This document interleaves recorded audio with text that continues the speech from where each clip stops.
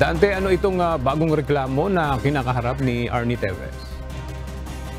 Magandang tanghali aga, batay sa dokumento na ibinahagi ng kampo ni dating Congressman Teves sa media ngayong umaga. Ang mga bagong isinampang reklamo sa dating mambabatas ay paglabag sa Terrorism Financing Prevention and Suppression Act of 2012, partikular na ang financing terrorism, at paglabag sa RA 11479 o mas kilala sa Anti-Terrorism Act of 2020 sa ilalim ng Material Support to Terrorists.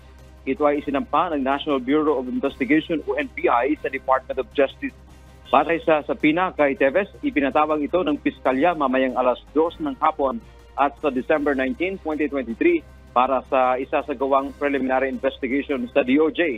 Pinagsusumite din ang company Chief Teves ng kanyang counter affidavit. Inaasahang pupunta naman aga mamaya sa pagdinig ang abogado ni Teves na si Attorney Ferdinand Topacio. Yun ang ating update mula dito sa Maynila. Balik sa iyo aga.